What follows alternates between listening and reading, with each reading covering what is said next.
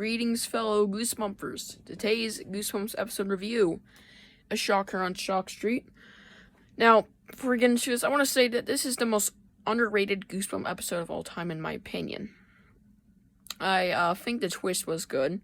I think the episode overall was actually really scary, and it wasn't a good representation of the book, which is why this isn't like my all-time favorite.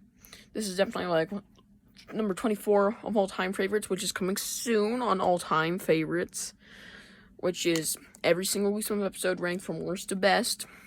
I'm gonna do that. It's coming up. It's gonna be in like the final few days of the month. That's when that one's gonna come out. I haven't recorded it yet, but hey, let's just get on the review for Shocker on Shock Street. So I'm gonna move a little bit so y'all can see me better. There you go. If anything, I know y'all don't want to see my ugly ass face.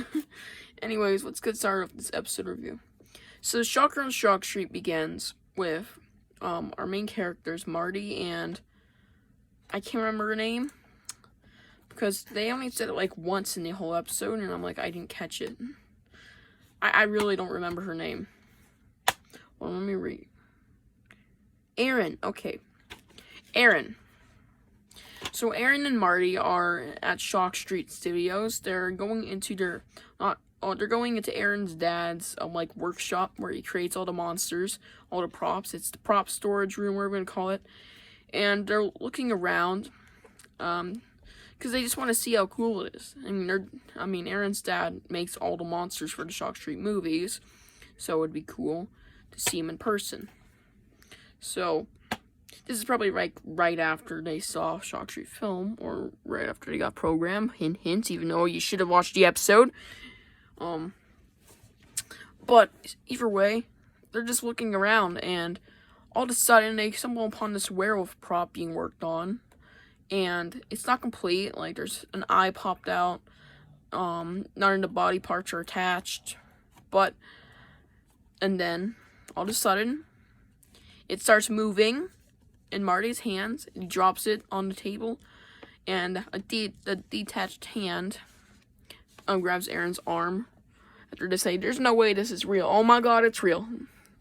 And she starts freaking out until it automatically just shuts off, revealing that Erin's dad, which I don't think is named.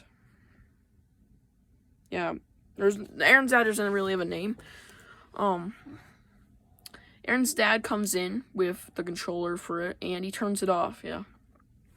He's like, "Oh yeah, I'm just joking around, guys. How are you guys doing?" And so now we have the dad character, which I think he's a good character. And after a little bit of chit-chat, he's like, "Okay, you know what? You guys want to ride this new tram ride I've been working on?" They're like, "Yeah." And I'm like, "Okay, kids, I'm Shrunky out. I mean, he lets him ride the new tram ride, which I just spoke about, and he says, "Okay, so be careful. I'll give you some guns in case you get in any trouble. Laser guns, yeah." What the fuck? I mean, they're kids. You shouldn't trust them with weapons that are probably just laser guns. Ooh. Like, what do they do? Just go boom boom, or they go pew pew, or they just do absolutely nothing besides shoot lights. I don't think a light is gonna hurt me. Oh my god. Oh, it's reflecting. Oh, I don't really see. Oh my god, light is painful, right, guys? Either way, laser gun, what? I don't know how that's supposed to protect them, but sure. I'm sorry about that little rant. Anyways, he starts to ride, and they're off. They're kind of confused, like, what kind of trouble? What are we gonna use a laser gun for? For a way to go on the ride, we start off by seeing a guy getting executed. It's a prisoner. "Say goodnight, Billy." And the cop just screams maniacally, chaotically, evil. Anyways, that one's clearly a robot. But the next one, there's an acid creep. Yeah, they just reused the creeps, calling all creeps prop. And they just shoved it in this episode. Like, did you actually just go into the storage room and use it? I don't know. All I can say is it's pretty cool that they actually referenced the creeps. I think they called them acid spitting frogs, though. That's some weird shit, but sure. Anyways, I have an acid creep. I think they use the laser guns. I can't remember.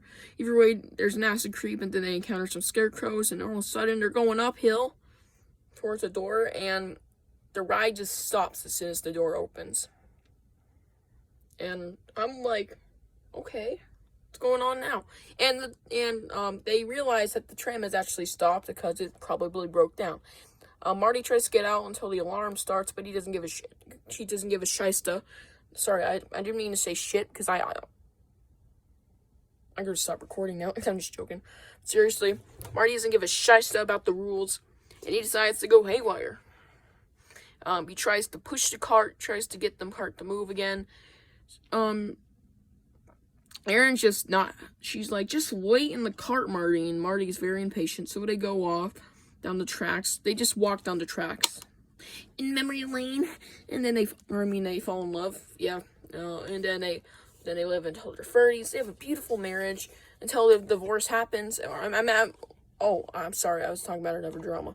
Anyways, they continue down the track without the cart, and, well, the cart tracks, whatever you want to call it, guys, and they reach Shock Street, which, their dad told them not to walk down when they get there. So, that's kind of weird. Shock Street is like a tour area for tourists. Anyways, they find Shock Street, and we're about halfway through the episode.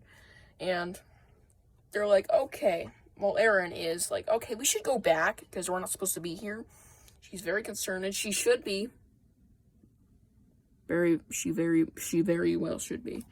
And next thing you know it, they're looking around to see if it's accurate, and it is very, very accurate, I must say. I mean, even though we've never seen the movies, but the way they would interpret it is, yeah, it's pretty accurate to the movies. Like, doors that lead to fire, thunderstorms, lightning. Okay, I didn't know that was a thing in Shock Street, but sure. I mean, I wish there was a giant praying mantis in this episode, but sorry there wasn't. If we do get another episode about Shock Street in maybe the future, or if we just get a Shocker on Shock Street, like, reference, or if we just get a Shocker on Shock Street episode remake or movie, just make it. Just have a praying mantis, okay?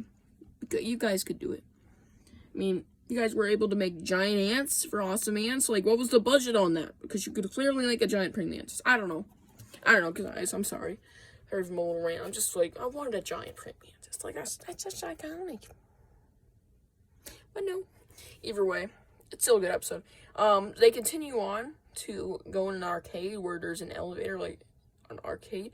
I don't know if it was an arcade, but it really, I swear to God they said it was an arcade, but okay. They go up the elevator, and they immediately see that, I think they go up or down, I'm not sure. I think they go down. This feels like a basement.